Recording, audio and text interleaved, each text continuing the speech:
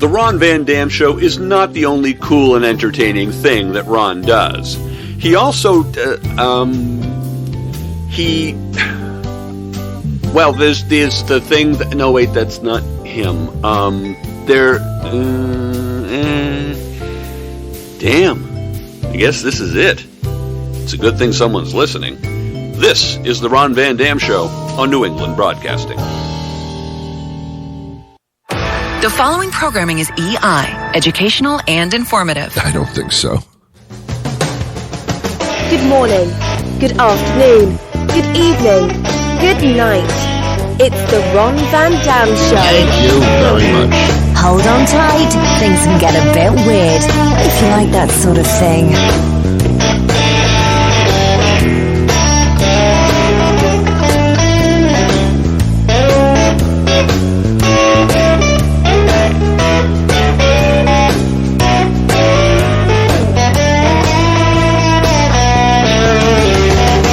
Welcome to the program. It is the Ron Van Dam Show. I'm the one that looks like me. I'll be entertaining you for the next half hour, so there you have it. Thank you. This is free. I'm not going to ask you to pay anything to listen to this show, because basically you probably wouldn't pay anyway.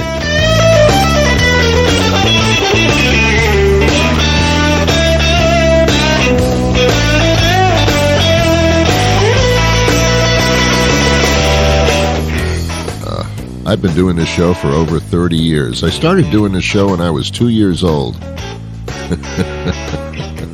That's funny, isn't it?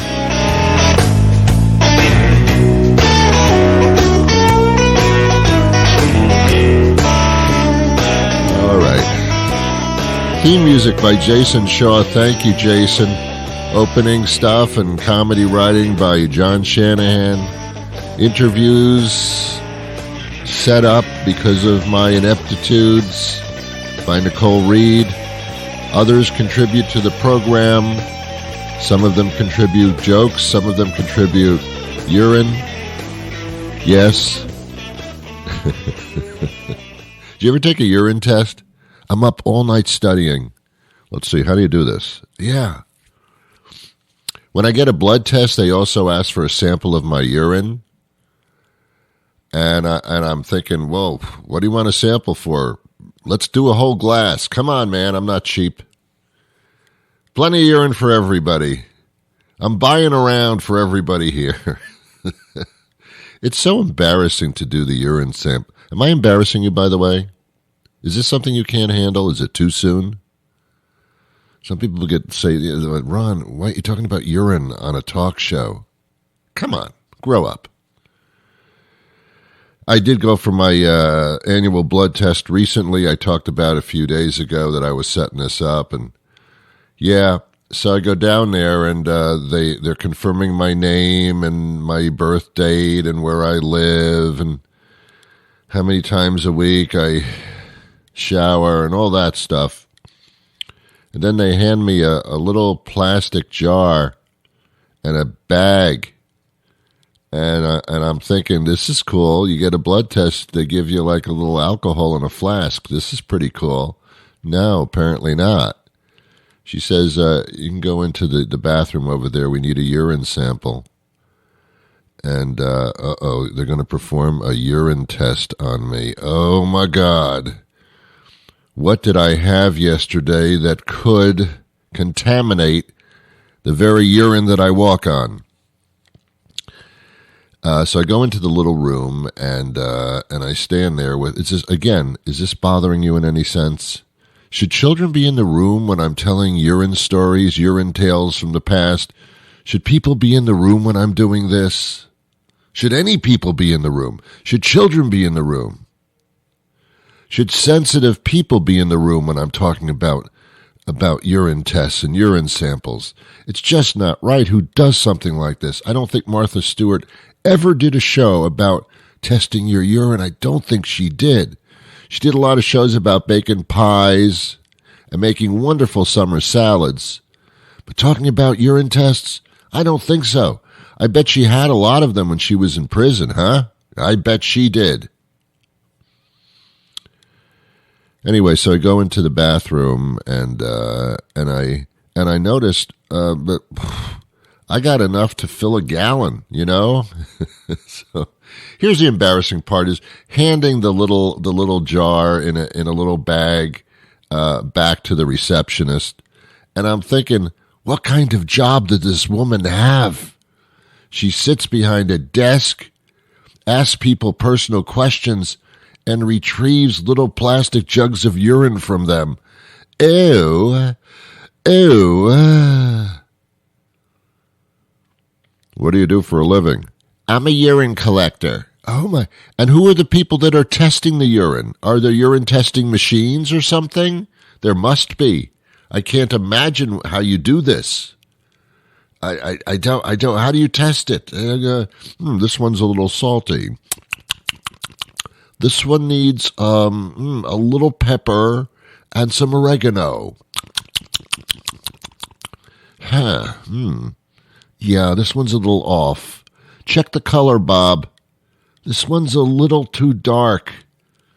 Yeah, what the hell? Ugh. How was Mr. Johnson's urine? Fantastic. I worked on his urine this morning. It was fantastic. This is the best damn urine I have seen in a long time. I've got to tell my friends about it. Imagine going out drinking and this topic comes up in conversation as you're having like a pina colada or something, or Betty, listen.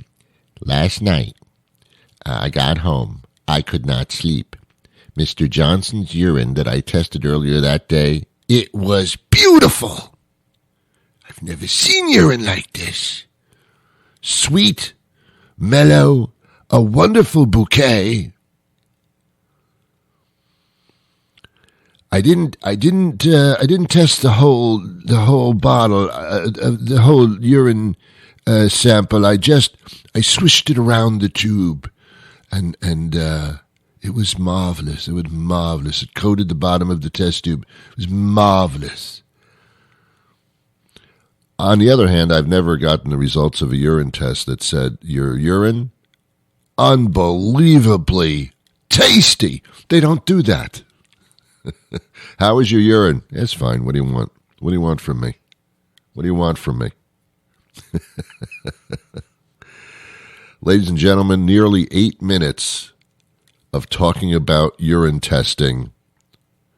Unbelievable. Who does this? Who would do something like this? And that's why you listen to the show, I'm sure. Last night on television, I avoided watching a show. Sometimes I see commercials for shows that are going to be on television that night, and I don't consider them an advertisement to watch the show.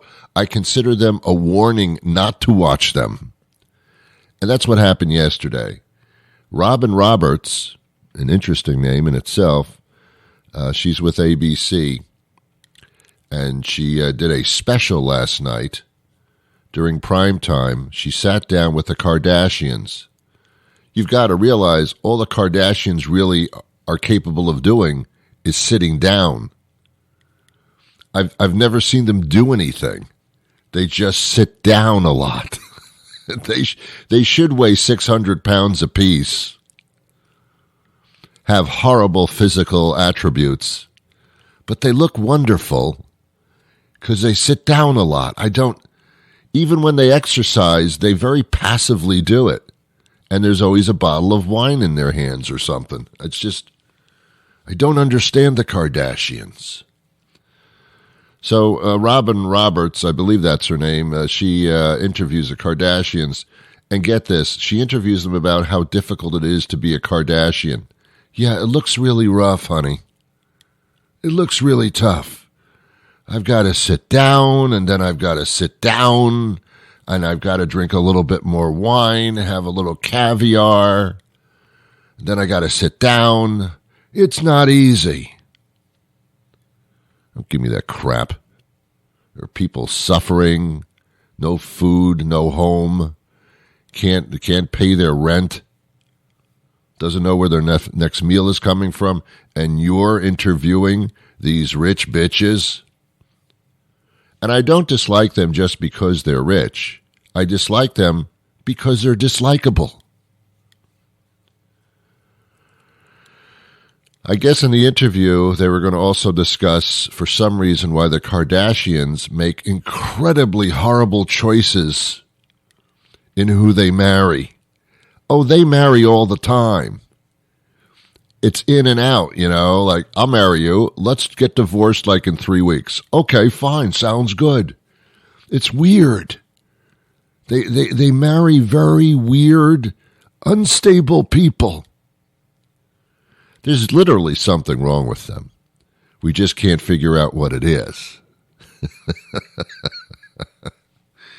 Then they apparently were going to... I didn't watch it. I did not watch it, so excuse me. Apparently they were going to discuss how difficult it is to be in the spotlight all the time, how that life can be extremely, excruciatingly horrible to be in the middle of social media 24/7. Let me ask you a question, Kardashians. Who put you there? Who put you there? You did. You and your little executive producer, Ryan Seacrest. You are media whores, and yet you complain about not being able to have a life because you're always in the limelight. Holy crap, man. What, do you think we're stupid? We're supposed to have pity for you? Give me a break. What are you trying to pull here? I'm not stupid, Well, might be stupid, but not for that reason. Have you noticed that all the Kardashians begin with a K and their last name does as well? It's a K fest. It's a K fest with this family. Khloe, Kris, Kim, Kylie, Karma, Koki, Crazy, Cars for Kids. And then the matriarch, Kris, is that her name? Yeah. She marries a guy that eventually became a transsexual. The choices in men that these women have is unbelievably pathetic. It is unbelievably pathetic. Oh, God. Most of us, as we go through our lives, we learn lessons and we try to avoid the mistakes that we've made. The Kardashians apparently like to wallow in it. Well, Ron, I'm talking to myself now. Well, Ron, they're extremely, extremely successful. They own businesses. Their business savvy is incredible. Now, let me explain something to you. I don't know the Kardashians personally nor by name. I believe Khloe, Kris, and Kim and Kyle and all those, I believe it's their dancing names. I believe they all work in strip clubs and their real names are not revealed because they look like they do. They wear so much makeup, it's not like they apply makeup. They actually live in it. They wallow in it. There is so much makeup, so many tweaks to their face and their bodies. It's making some plastic surgeons incredibly rich. And by the way, why do they call them plastic surgeons? Are they recycling the parts? What's the plastic involved? Where's the plastic? Is plastic not good for you? Anyway, these women, very similar to Trump, were handed the money to them on a silver platter by their dad and by Chris's husband. Very successful lawyer, made a lot of money, and passed it on to the family when he passed. And therefore, they had a lot of money to work with. I don't know how business savvy they are. It looks like they are because all they do is sit there and talk. But They hire savvy people, and the savvy people that they hire, they run the companies. They make it look like they're running the companies. They can't even run their lives successfully or any phase of it thereof. Why am I so down on the Kardashians? Because they, to me, are the poster children for social media gone awry. It's embarrassing. It's just embarrassing. They are our royalty, and that's embarrassing. I don't get them. I don't understand them. I won't watch any interviews with them. Every once in a while when I'm flipping channels, I'll come across this show that's been on way too long, Keeping Up with the Kardashians. How can you not keep up with them? They don't do anything. I can't keep up with them. They're always moving around, and they're always making the... No, you can keep up with them. They don't go anywhere. Well, yes, they go to Paris, and they go all over the world. Yes, sitting down in a plane. Then they get out of the private jet, and then they're driven to their hotel where they sit down more. And when they're finished sitting down in their hotel and sitting down at the beach with the cocktail in their hands and a little piece of caviar, they get back in a limousine. It drives them back to the private jet. The jet flies with them sitting down in the jet back to the airport. They get out of the airport. They sit in the limousine. They go back to where they live, and they sit down more. I can keep up with them. Keeping up with the car. Like we've got to check in on them, otherwise our lives will be empty. Oh, my God. And Bruce Jenner. I don't even know the new name. I can't remember it. It doesn't really matter because I shouldn't really care. I mean, if he wants to be a woman, great. What the hell does that have to do with me? The problem is, not only is she on television. Sorry, got the wrong pronoun. Now, I don't know. I don't know the name. I so much don't care. I don't even know the name. You know what it is. I don't. Now he or she is running for governor and political office. Oh my God. Oh my God. That's fine. It's just that you're just as screwed up as your daughters. I don't know if they're all your daughters. I have no idea what you people do. I bet when they have sex, they do it sitting down. Incredible family, an incredible family. And somehow they are shoved into my life subconsciously. It's amazing. So when this thing aired last night, I made sure I was not home because there was no way I was going to even... I didn't even want to get close in number to the channel that it was on. It was locally where I live, it was on Channel 5. I wouldn't even watch something on Channels 4 or 6, figuring that's a little too close to Channel 5. I don't even want to get close to the channel that it's airing on. Kardashians, my ass. Which is actually feasible.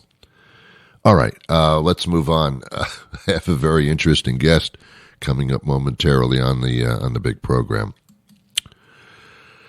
What day of the week is this? I have no idea anymore. I just lost track completely. And you know what? Doesn't even matter. We're going to take a break. When we come back, our guest. You may not realize it, but we put these breaks in the middle of the Ron Van Dam show to give you a moment to stop and think about the fact that you are listening to the Ron Van Dam show, and maybe give you a couple minutes alone with your thoughts to reconsider some of your life choices, like one of those moments might be happening right now.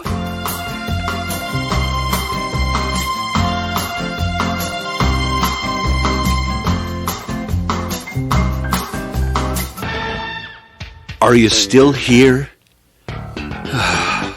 Well, okay, if that's the way it's got to be, You are listening to The Ron Van Dam Show on New England Broadcasting.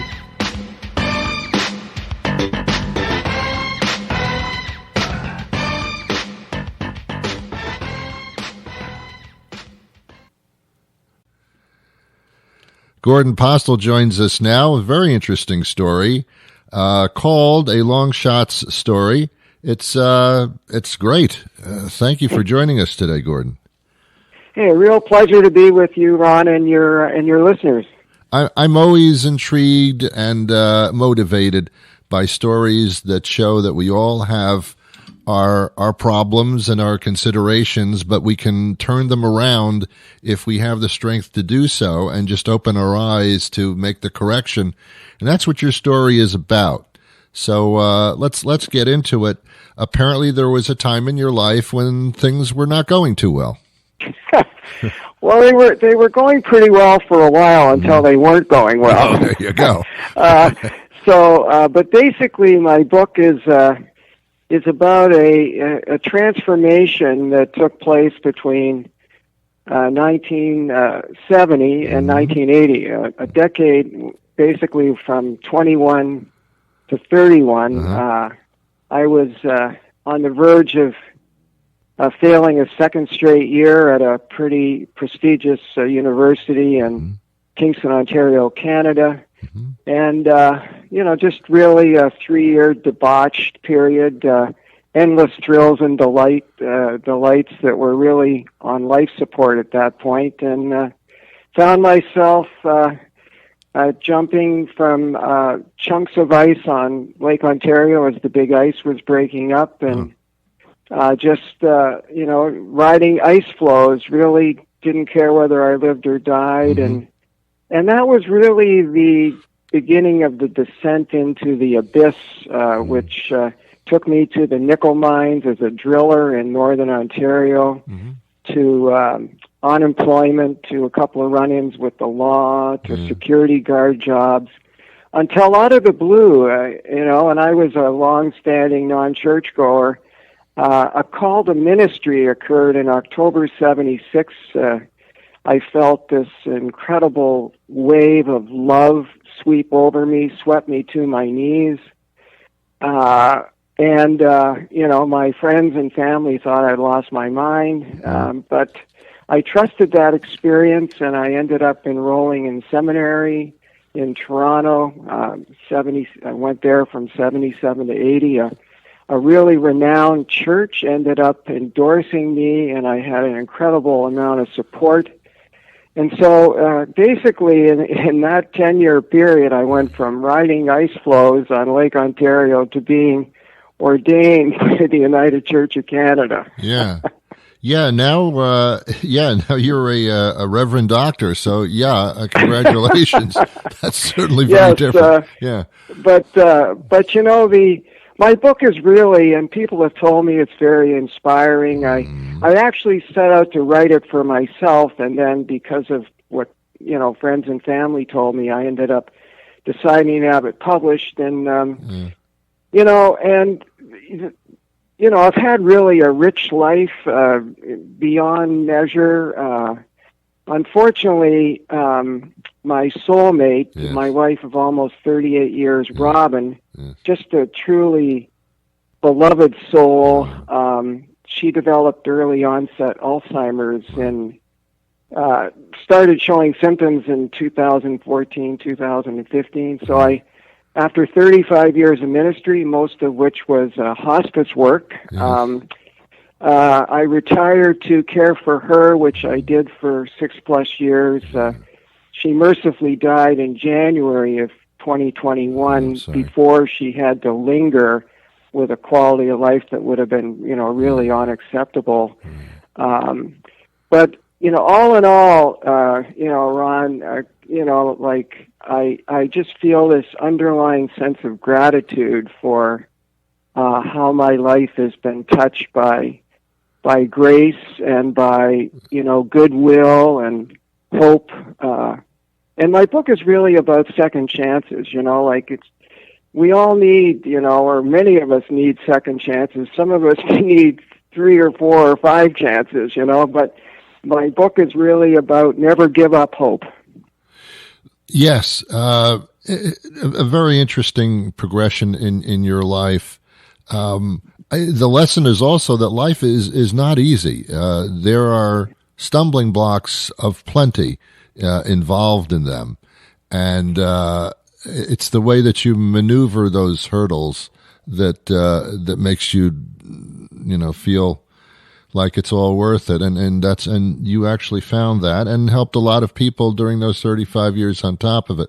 Let me ask you, going back to your youth, what do you think caused this tumble downward, or was that something that was progressive in your life anyway at that point? Yeah, I think it's hard to say. I had a middle caring parents. They didn't get along, but I had a pretty, normal middle class upbringing. I think the rubber really kind of met the road when I went away to university, and I found that I just didn't feel at ease. I didn't feel comfortable in my own skin. I had no sense of why I was there. It was sort of like I was brought up, you go to university, but that's all well and good. And I had colleagues, right from day one, they knew they wanted to be a doctor, a lawyer, or, an accountant, whatever. But I just, had no sense of direction. And I discovered alcohol, and alcohol just kind of freed me up from this sense of malaise. Yeah. And then, of course, over time, I acquired other items on the menu like LSD and Valium and weed and so that was the ultimate tumble at that point, engaging in the self medication. Totally understand that. And then you turned it around, and that's the impressive part that everybody hopes for. And I think I was able to turn it around. I had this incredible sort of spiritual epiphany, but we can all have epiphanies, whether it's about maybe changing a relationship, changing a career, whatever. But I think you can have these epiphanies in whatever context they come in, but if you don't have people to kind of step in and help you, you're never going to have liftoff. Well, sure. Yeah. Let me ask you, your loss is quite recent. I'm sorry to hear. What is in your head? What's forward for you at this point? Yeah, well, actually, although it's just over a year since Robin died, I'm finding, and I used to hear this from hospice families after their loved one had died, and a lot of literature I've read over the years, but I have a sense this second year, the reality can set in on a deeper level. Right. And so for me now, I see that this next year, the year I'm in, it's just really got to kind of stay in the moment, and the grief is actually, I think, on a deeper level for me now. Sure. And so it's a question of sort of being gentle with myself, and sort of being aware of maybe where my next, sort of calling, so to speak, is. I think there's a hospital right across the street from where I live in Jamaica Plain, Boston, and once they, start calling volunteers back, I think 1 or 2 days a week I'll go over and volunteer as a chaplain, maybe with oncology patients or patients that are close to death, and just continue to help people. It's all about giving back. Yeah, I hope that you continue writing, because that's also your calling. It's quite obvious. Thank you for saying that. Yeah, but on top of that, doing some tours, giving some speeches and lectures, I think would also be very, very helpful and great, because I think people are looking for hope these days. You look under the couches, you look under the pillows, it's not there. So you need somebody to bring it. That's very kind of you to say that, and people have told me that, and I think, once things start to open up a little more, I can see myself doing that, and that would give me a sense of fulfillment. And if my story, the bottom line is, if my story can help folks who are struggling, or even folks that aren't struggling, to realize how much, their lending a hand can help folks who are struggling, then it, that's the whole point of having the book published and, going forward. Yeah, it's interesting, Gordon, that if you dig deep enough into anybody's psyche, you'll find everybody struggling in some aspect. Absolutely, we all, the Buddha, life is suffering. Yeah, it is, and you need the Buddha people to come out and help everybody. And so, absolutely, all right, absolutely. Hey, it's been a pleasure speaking to you. The book is called A Longshots Story, called as part of the title. Do you have a website or some way people can contact? So my website is GordonPostill.com. So it's GordonPostill.com, and you can check out the website. You can buy the book off the website, or you can buy the book right from Amazon. Perfect. It's been a pleasure speaking to you, Gordon. Thank you so much for your time. Thanks an awful lot, Ron. Real pleasure speaking with you and your listeners. Well, that'll do it for me today. You have been wonderful as usual. Hey, I got an idea. Listen to me. How about if you come back tomorrow and I'll do a brand new show? Yeah. Does that sound appetizing? No? Well, that's what we're going to do anyway. Tomorrow. All right? Put it on your calendar. You have a dental appointment? Doesn't matter. I'm here all day. I'm here. These shows live in eternal posterity.